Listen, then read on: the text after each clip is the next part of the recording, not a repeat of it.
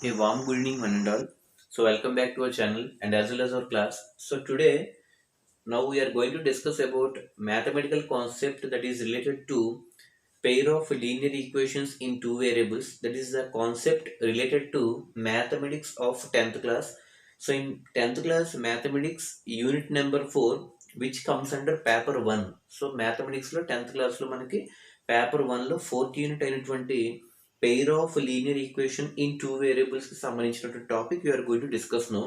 So, if you could observe the board, you will be able to find the heading that is about the pair of linear equations and their graphical representation and their solution and their nature. So సింపుల్గా చెప్పాలంటే pair of linear ఈక్వేషన్స్ని మనం గ్రాఫికల్గా ఎలా represent చేయొచ్చు, ఆ represent చేసిన తర్వాత మనకి ఎక్కడెక్కడ సొల్యూషన్స్ అంటే పాయింట్స్ మనకి సొల్యూషన్ వస్తుంది, అలాగే సొల్యూషన్ వచ్చిన తర్వాత ఆ పెయిర్ ఆఫ్ లీనియర్ ఈక్వేషన్స్ ఏవైతే ఉన్నాయో వాటి యొక్క నేచర్ ఎలా ఉంటుంది. So this is the heading. So once again I'm reminding you the heading that is about pair of linear equations ని మనం ఏ విధంగా గ్రాఫికల్ గా సాల్వ్ చేస్తాము.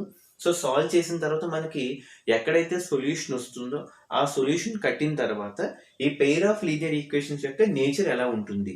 So in the tabular form we are going to discuss now. Okay, so first of all, let me give you the introduction about the pair of linear equations. I have already given you in the previous video class regarding about the substitution method and pair of linear equations. So just now I am reminding you, pair of linear equations in two variable, it means that so pair ante ఖచ్చితంగా మనకి two equations ఉండాలి. Okay, pair of linear equation in two variables అంటే x is one variable, y is one variable. So total we will be having two variables in the form of any equation. So దాన్ని మనం pair of linear equations అంటాం. So pair అంటే అటువంటివి రెండు ఉండాలి. So ఆ రెండు మనం తీసుకున్నాం. చూడండి, ఒకటి a1x plus b1y plus c1 is equal to 0, it is one equation. And a2x plus b2y plus c2 is equal to 0, this is another equation. So ఇప్పుడు మీరు అబ్జర్వ్ చేస్తే a1x b1y c1 అలాగే a2x b2y c2 ఈ రెండు కూడా మనకు ఉన్నాయి కాబట్టి ఈ రెండింటిని కలిపి మనం ఒక pair of linear equations. So equations చెప్పొచ్చు కదండి, అవునా కదా. So pair of linear equations in two variables. So మీరు అబ్జర్వ్ చేస్తే రెండు ఈక్వేషన్స్ లో కూడా మనకి టూ వేరియబుల్స్ వస్తాయి, ఒకటి ఎక్స్ వేరియబుల్ ఒకటి వై వేరియబుల్. ఇక్కడ కూడా ఒక ఎక్స్ వేరియబుల్ ఇక్కడ Y variable. So what about c1 and c2? c1 and c2 అనేవి మనకి constants, either it may be a positive number or negative number. So first ఇక్కడ మీరు అబ్జర్వ్ చేస్తే a1x plus b1y plus c1 is equal to 0 is the first equation. a2x plus b2y plus c2 is equal to 0 is the second equation. అందులో మనకి a1 and a2 these are the coefficients of X, అవునా కదా. అంటే variable X యొక్క coefficients ఏంటంటే మనకి a1 a2. అలాగే variable y యొక్క కోఎఫిషియెంట్స్ ఏమన్నాయి, b1 b2. So b1 and b2 are the coefficients of y and c1 and c2 are the constant terms. So ఇప్పుడు వీటిని మనం ఈ టేబుల్ ఫామ్ ద్వారా మనం ఎలా తెలుసుకోవచ్చు అంటే ఇది మనకి మ్యాథమెటిషియన్స్ కరెక్ట్ గా ఫిక్స్ చేసి ఇచ్చినటువంటి టేబుల్ అండి. సో ఇక్కడ ఫస్ట్ కేసు ఏంటంటే సీరియల్ నెంబర్, ఆ తర్వాత కండిషన్ అంటే ఏంటి, a1 b1 c1 with respect to a2 b2 c2 అంటే ఆ కండిషన్ సాటిస్ఫై అయినప్పుడు ఎలా వస్తుంది. సో ఈ కండిషన్ సాటిస్ఫై అయితే మనకి గ్రాఫికల్ గా ఎలా వస్తుంది, ఆ గ్రాఫికల్ గా వచ్చిన దాన్ని మన సొల్యూషన్ ఎక్కడెక్కడ మన సొల్యూషన్ వస్తుంది, ఆ సొల్యూషన్ తర్వాత నేచర్ ఎలా ఉంటుంది. సో నేచర్ అంటే ఏంటి, ఈ టూ లైన్స్ కూడా మనకి నేచర్ ఏంటి, ఇండిపెండెంట్ గా ఉంటాయా, డిపెండెంట్ గా ఉంటాయా, లేదా కన్సిస్టెంట్ గా ఉంటాయా, ఇన్కన్సిస్టెంట్ గా ఉంటాయా అనేది ఇప్పుడు మనం చూద్దాం. సో ఫస్ట్ ఆఫ్ ఆల్ మీరు అబ్జర్వ్ చేస్తే టేబులర్ ఫామ్ లో ఫస్ట్ కండిషన్ ఏముందండి, అవునా కదా. సో కండిషన్ లో ఫస్ట్ కండిషన్ ఏముంది, if a1 by a2 not equal to, దీని సింబల్ ఏంటి, not equal to a1 by a2 కనుక b1 బై b2 కి ఈక్వల్ గా లేకపోతే, అంటే ఫస్ట్ కండిషన్ అంటే ఏంటి, a1 బై a2.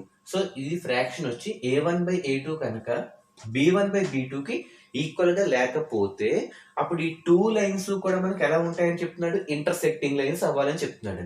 ఈ ఇంటర్సెక్టింగ్ లైన్స్ మనకి ఎలా తెలుస్తుంది, గ్రాఫ్ గీస్తే తెలుస్తుంది. సో అందుకే ఫస్ట్ టేబులర్ ఫామ్ తెలుసుకోవాలి.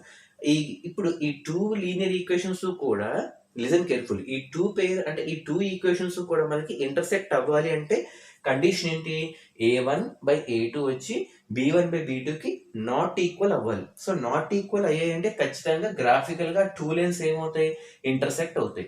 సో ఇక్కడ మీరు అబ్జర్వ్ చేస్తే intersect is the graphical representation of two equations with the conditions in such a way that a1 by a2 not equal to b1 by b2. a1 by a2 వచ్చి b1 by b2 కి equal కాకపోతే those two lines can be graphically represented as the intersect lines.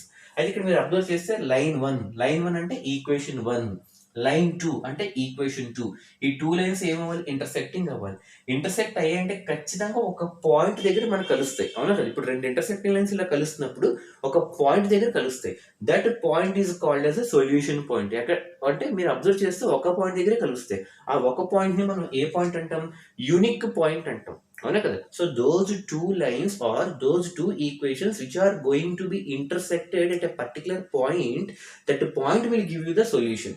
ఆ point ని మనం ఏమంటున్నాం, unique point లేదా unique solution, అవునా కదా. యూనిక్ సొల్యూషన్ అంటే ఆ టూ లైన్స్ కూడా ఒక ఇంటర్సెక్టింగ్ పాయింట్ దగ్గర కలుస్తున్నాయి కాబట్టి యూనిక్ సొల్యూషన్.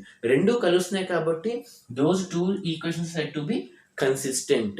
కన్సిస్టెంట్ అంటే ఏంటి, they are going to have at least one solution. ఒక సొల్యూషన్ అయినా ఉంది కాబట్టి, అంటే ఈ టూ లైన్స్ కి కూడా ఒక సొల్యూషన్ దొరికింది.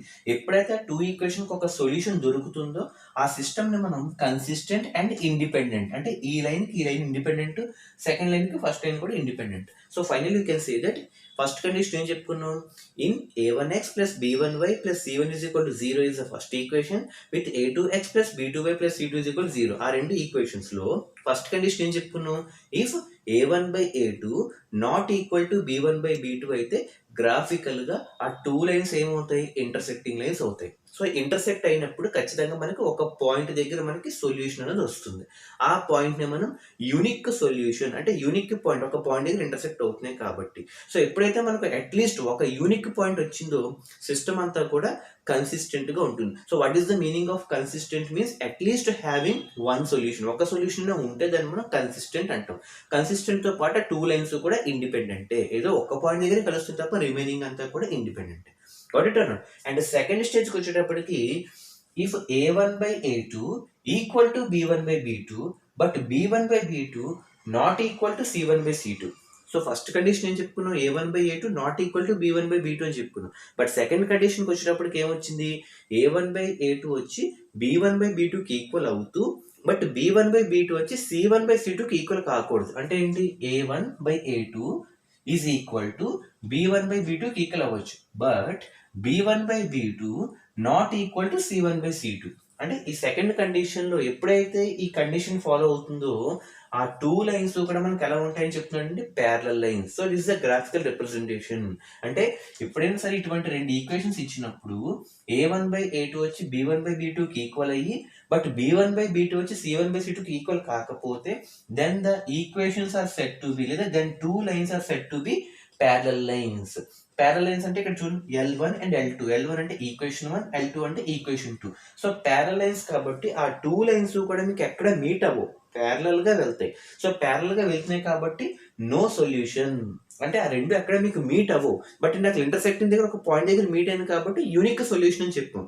యూనిక్ సొల్యూషన్ అంటే దాని మీనింగ్ ఏంటి, ఇంటర్సెక్టింగ్ లైన్స్ అని అర్థం. యూనిక్ సొల్యూషన్ అంటే ఏంటి, దాని మీనింగ్ ఇంటర్సెక్టింగ్ లైన్స్ అని అర్థం.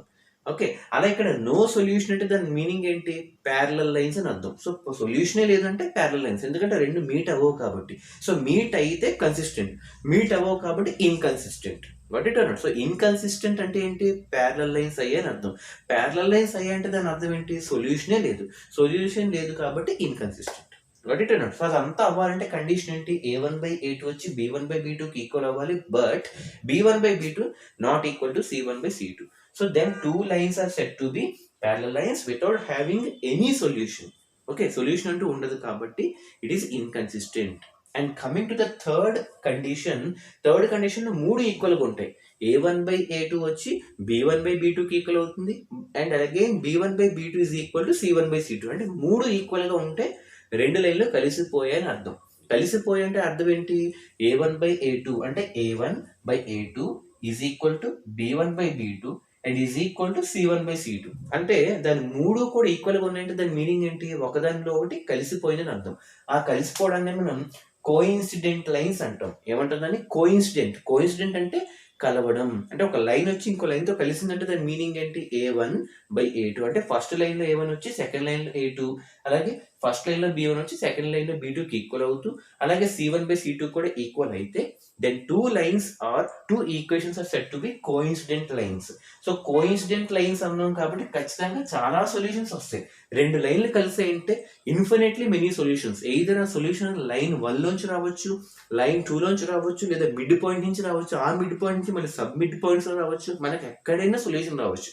అందుకని కోఇన్సిడెంట్ లైన్స్ అయ్యాయి అంటే ఖచ్చితంగా ఇన్ఫైనైట్లీ మెనీ సొల్యూషన్స్, అవునా కదా. సో ఇన్ఫైనైట్లీ మెనీ సొల్యూషన్స్ కి కండిషన్ ఏంటి, ఆ టూ లైన్స్ కూడా కోఇన్సిడెంట్ అవ్వాలి. కోఇన్సిడెంట్ అవ్వాలంటే కండిషన్ ఏంటి, A1/A2 is equal to B1/B2 is equal to C1/C2. ఆ మూడు ఈక్వల్గా ఉంటే కోఇన్సిడెంట్ అయ్యి మనకి ఎక్కడైనా సొల్యూషన్ రావచ్చు. That is infinitely many solution వచ్చింది కాబట్టి కన్సిస్టెంట్, అండ్ అలాగే ఒక లైన్ ఇంకో లైన్ మీద డిపెండ్ అయింది కాబట్టి dependent. So consistent and dependent. So consistent మీరు అబ్జర్వ్ చేసి, సారీ ఇక్కడ చిన్న స్పెల్లింగ్ మిస్టేక్ పడింది. సో కన్సిస్టెంట్ అని రాస్తాను. ఓకే, సో కన్సిస్టెంట్ అంటే ఏంటి, అట్లీస్ట్ మనకు ఒక సొల్యూషన్ అంటూ ఉండాలి. బట్ ఇక్కడ మెనీ సొల్యూషన్స్ కాబట్టి కన్సిస్టెంట్. అలాగే టూ లైన్స్ కూడా ఒకదానికొకటి డిపెండ్ అయ్యాయి కాబట్టి కన్సిస్టెంట్ అండ్ డిపెండెంట్. అలా కాకుండా ఇన్కన్సిస్టెంట్ అంటే మనం ఎక్కడ చెప్పుకున్నాం, ప్యారలల్ లైన్స్, అసలు సొల్యూషనే ఉండదు కాబట్టి. మళ్ళీ అదే కన్సిస్టెంట్ అండ్ ఇండిపెండెంట్ ఎక్కడ చెప్పుకున్నాం, ఇంటర్సెక్టింగ్ దగ్గర కాబట్టి. So finally we need to remember 3 important conditions. So what are those అంటే, finally if A1/A2 not equal to B1/B2 అయితే those two lines are said to be intersecting lines with only one unique solution, and you can say that consistent and independent. And second condition, A1/A2 equal to B1/B2, but B1/B2 not equal to C1/C2 అంటే those two equations are said to be parallel lines. So parallel lines means no solution. So no solution means inconsistent. And third condition is all three cases are equal, and A1/A2 equal to B1/B2 equal to C1/C2. Then two lines are said to be coincident lines with infinitely many solutions, and so that you can say that consistent by having one solution and as well as dependent. So these are the various conditions we need to understand before entering into the graphical sessions. Okay, so until then you just please have a look at this one. Have a nice day. Take care. Good evening.